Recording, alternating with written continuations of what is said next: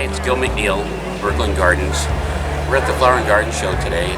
It's Sunday, February 10th, and we've spent 5 days down here with our conifers, and people have been attending. It was closed last year because of COVID. This year, it's a lot of folks didn't come, the vendors didn't come, but it's been well attended, and people are happy to be out.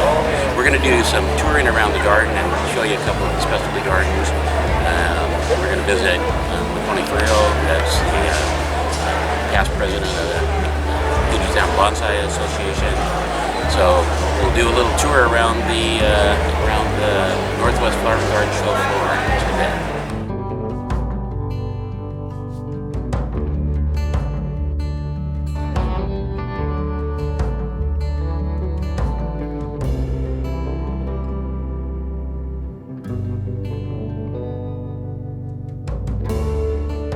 Yeah, hi guys, I'm Tony Fajarillo. My company's name is Redwood Builders LLC, and also I have a website called Bonsaiko.com. This garden is called Shinrinyuku. Shinrinyuku in Japanese means forest bathing. It's a practice that's it's been around for over 20 years, and it's now becoming more and more popular in the Western world. And what it is basically a way for people to benefit from all the good things that you go through when you walk through the forest, all the sounds, the smells, and all that. And you know, it's a meditative process. I'm bringing in this garden to highlight a little bit of that element of Shinrinyuku by using the forest bonsai, kind of the main item that come up or is used for that whole garden theme. And if you look at the garden, it has a lot of the elements of a forest type of garden. There were 3 items in my garden that helped me put this together: that forest bonsai, the Ezu forest bonsai, the large Ikianthus tree, or now it's a shrub, but now it's a tree, and a bench made out of a root.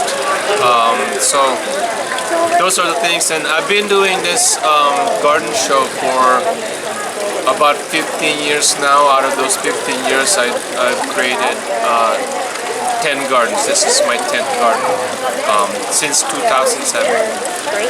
You said that you've worked a lot with bonsai. How long have you been doing bonsai? I've been doing bonsai over 20 years, but only seriously, I would say around 2004 when I started getting really serious about doing bonsai.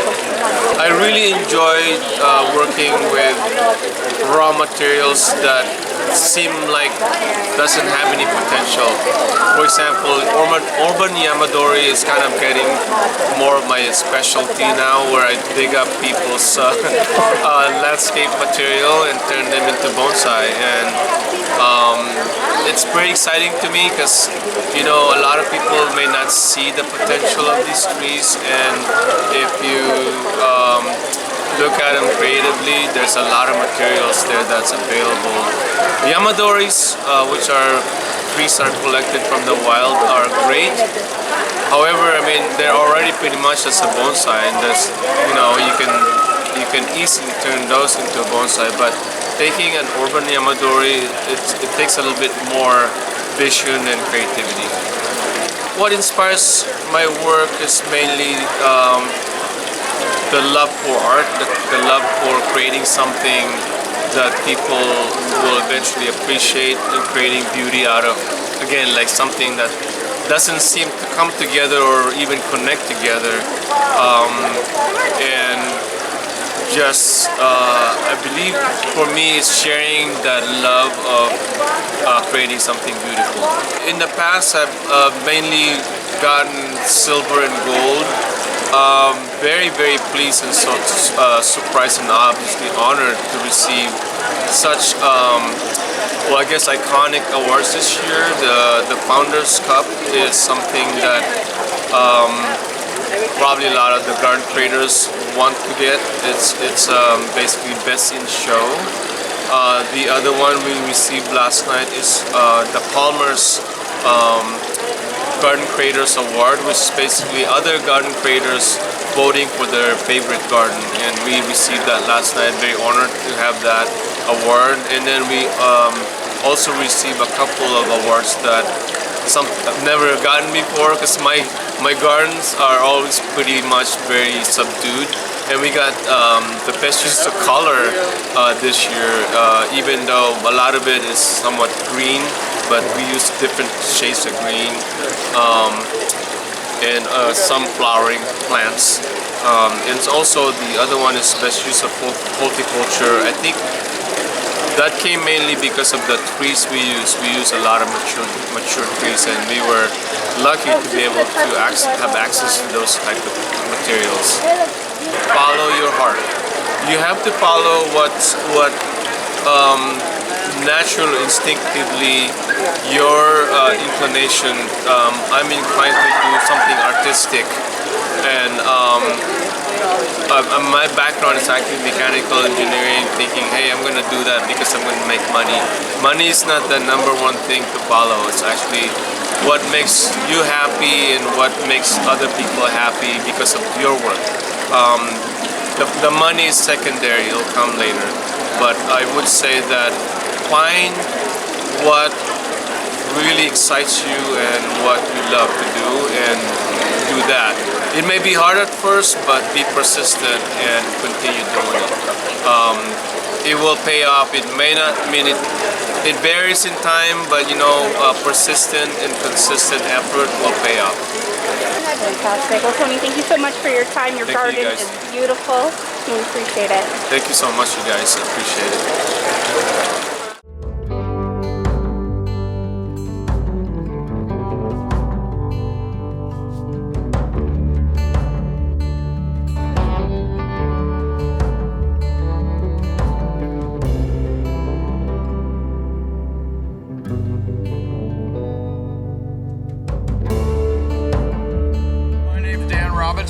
And I'm 83 years old, and I've been involved with trees virtually all of my life. I was native born in Seattle back in 1939. Oh, wow. So I'm a pre-war baby, and lived in many places growing up. Lived in New York, lived in Chicago, lived in Los Angeles, lived in Madison, Wisconsin, Hollywood, North Hollywood, Seattle, Spokane.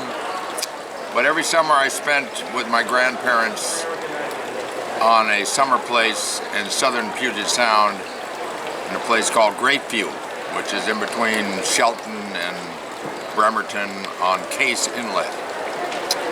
And so my early days were in rowboats going out on unoccupied beaches that were littered with the natural forest debris, trees laying down that had come down off of the banks, and so there weren't any clean beaches, which there are now, because people come and clean the beaches and then they wonder where the salmon went. Great. Anyhow, so I've seen a tremendous amount of change over the years. I got married to a great babe back in 60, sometime in the mid 60s, 55 years ago.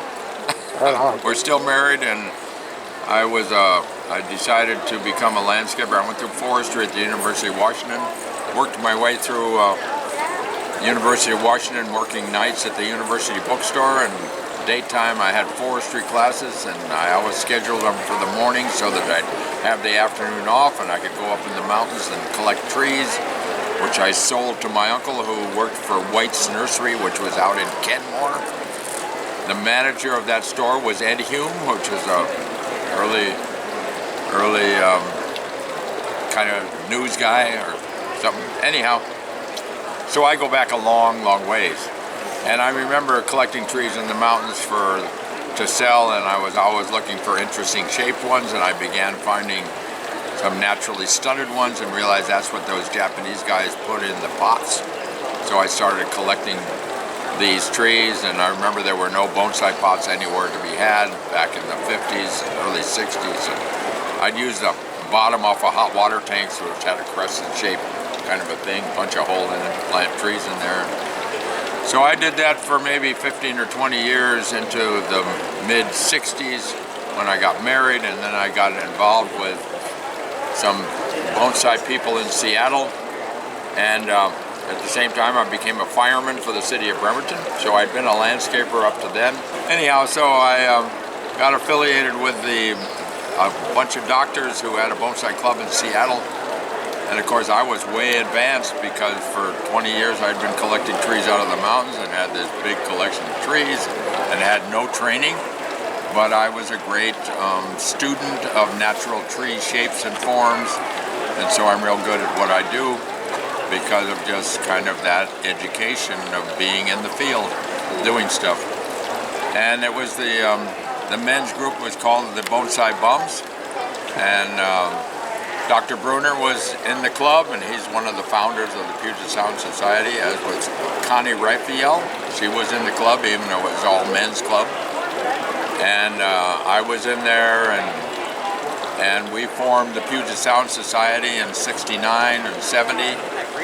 And it gradually evolved into a very large club of 400 or 500 people. I ultimately became president of that club in the beginning of the '80s, and we had a big national convention here in '84. And after that, I just kind of have been what I've been doing. And of course, it's all about bonsai. I was a fireman, but I was also a landscaper, and I was always collecting trees. I've been from Nova Scotia to Key West and all through the Rockies and Arizona, and I've got trees from everywhere. And I figured out really how it all works. Again, without really any professional training other than my experience, and it has proven to be the best that there is. About 35 years ago, I guess I probably killed my last tree from repotting it, and so I decided to never repot my trees again, and so I never have done it since. And that's one of the reasons why I have a collection of 350 trees on display, and I never lose trees, and everybody else wonders, gosh, you know, that tree died after I repotted it. So how to get people to evolve is a difficult thing. There still is a lot of adherence to the old ways, if you will.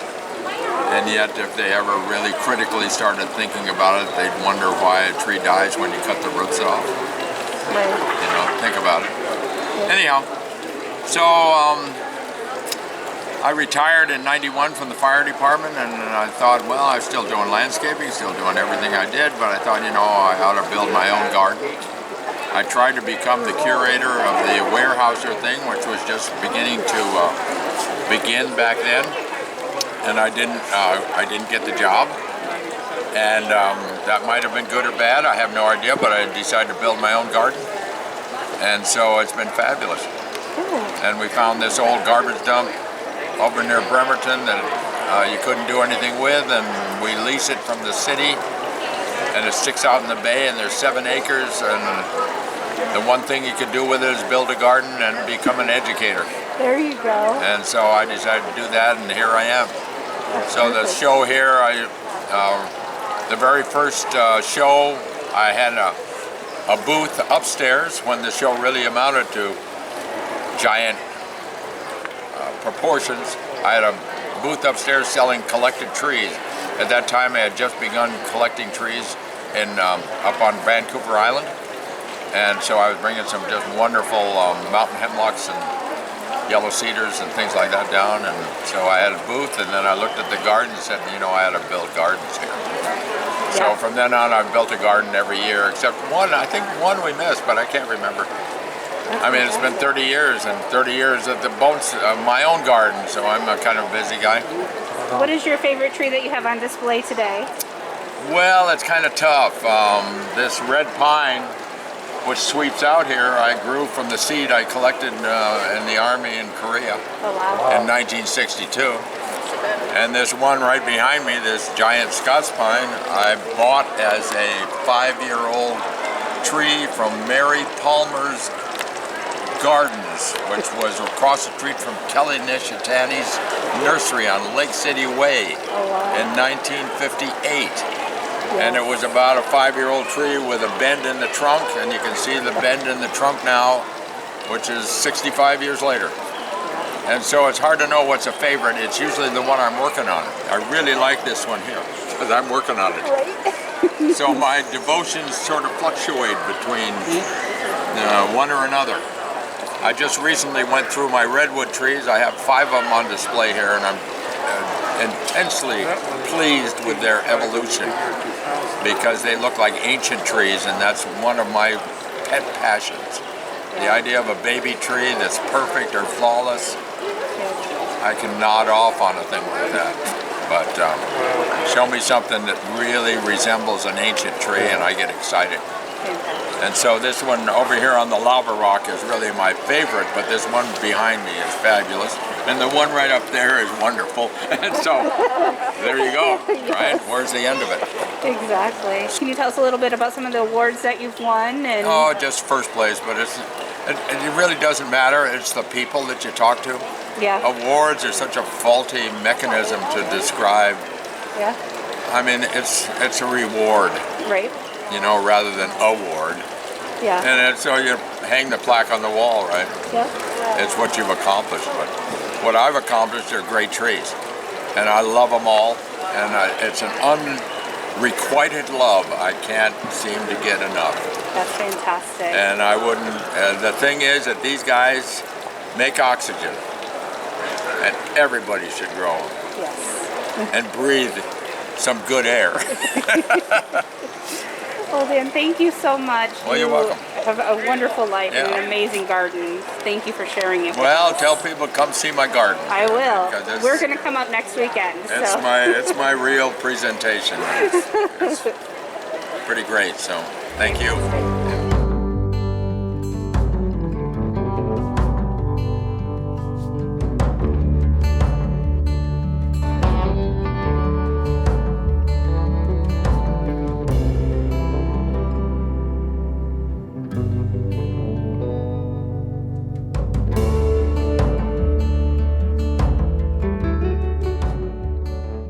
Can you tell us a little bit about yourself and where you're from? So I was born in Seattle and raised there, and then when I was 19 years old, I went to work for the Seattle Post Office. I worked there for 36 years. And after I retired from the post office at 55, my sons and I went into landscape construction, and we had a business for 20 years. Recently closed that down. I've always been interested in trees, so a couple of years ago I started I call it a hobby business, growing dwarf and unusual conifers. So that's a little bit about myself. I've been married for 56 years. We have 5 children and 20 grandchildren and even great-grandchildren. So tell me a little bit about your garden and your business that you have. Yeah, so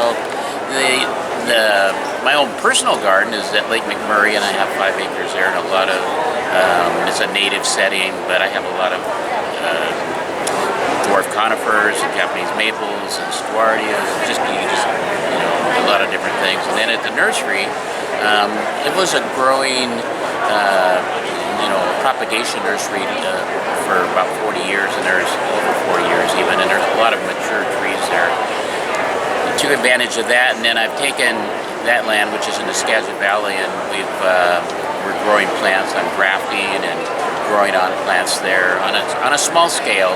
Like I said, it's a hobby nursery, but the conifer collectors are just average homeowners, and then I'm finding that the bonsai people are coming to me because I have a lot of material that they are using for their bonsai craft. They're just taking it and using it and making bonsai out of it. So it was kind of not a total surprise, but I was surprised how that kind of took off from one thing to went into the other. And bonsai just is growing in our area these days. So that's what we're doing there, and it's just a lot of fun. So you talked about the conifers and then the different types of the maples that you work with. Do you have a favorite plant that you prefer to bonsai or even plant? Well, and I don't do any myself, but I'm always looking for those characteristics that I find out what they like and talk to them and watch videos as well. And the pines lend themselves very well to, as a matter of fact, Adam's here today, and we might get a few shots of some work he's doing on, even while he's here, he's working on some pines and even different types of things like junipers and true cedars, cedrus, we call them. And so those are things, and then I look for other things that are just, we call it aesthetically pleasing to, just average people that might have the characteristics of just a nice form of a tree. I like firs a lot. Some of my favorite firs are Icebreaker, which is Abies coreana. So Abies is the botanical name, coreana, and then Icebreaker, which is a slow growing with that silver needle that curls around. It's just gorgeous. So the star of the show here has been Chief Joseph, which is a very good plant. It's a pine, lodgepole pine, and one of the brightest golds that you'll find in the landscape. So you've said that this started off as a hobby. What inspires your work with trees? It's just exciting to watch things grow and develop, and the changes that they have, and I just enjoy. I think just working with them. You touch them, you touch the soil, you touch the plant, and you're outside. Just the fact that you're adding the extra things that they need, the water that they might need, or the proper soil fertilizer as well. Those things, the sunshine, just watching how things grow. So I think it's just a total package. I think with that I enjoy with the conifers and plants generally. So being here at the convention center, we're seeing a lot of younger generation here. What would you say to somebody who's just starting off? Yeah. So we have a young guy that just kind of came into our picture, and he's got just very young, but he just likes being there. So just start growing something. Find things that you enjoy, and it doesn't have to be. I enjoy conifers because they're longer lasting, and some people just like flowers. That's perfectly fine. Just houseplants are becoming a booming thing these days. It's very popular, and that, there's not a right or wrong. It's what you like and what you find fun about gardening. So it's I would just tell them to get interested and find someone that they can garden with. Sometimes husband and wives work together, but maybe they're friends, or find a club, a garden club, or a bonsai club, or watch your videos and just get out there and do it. So as a business owner, tell us a little bit about the convention center and how having this has been really beneficial to bring all the gardeners and the landscapers together. Yeah, I've been involved with this flower and garden show and in display gardens and vendors for 20 years, with myself and with other companies. So it's one where you get to meet a lot of people. It isn't necessarily like I have a vendor's booth here where I'm selling plants, so I'm covering my costs and make a little bit, but I meet a lot of people, not just the customers, but also other people that are in the trade. I already know a lot of them, but then I've met a lot of people this weekend that I didn't have a relationship with. So that's always fun and exciting to kind of develop those relationships. So and people just enjoy being here. It's good. We've gone through a couple of hard years, and we're seeing people that are getting out and being able to enjoy the outdoors a little bit. And being here, I just see, a lot of vendors weren't able to come or just didn't feel comfortable coming, so it's a little smaller. But everybody, no complaints from anybody. The people that are coming are the vendors that are here. Well, Gil, thank you so much. Is there anything else that you want to share with us about your craft or the garden show? Well, it's interesting. I think, I think that the with gardening and being outside, just tending it helps to keep you active. And gardening is it's therapeutic. It's also again, it keeps you active, and it's not something that you talk about exercise, but you're always doing something in the garden and moving, and it's an activity. So I'd say there's benefits a lot of different ways. The things you appreciate and look at, but also, you know, you stay healthier, I think, as a gardener, and that's something that I think is a very good thing. So get out there and garden is what you're saying. I am saying that. That's perfect. All Well, right. thank you so much, Gil. Thanks, Nicole.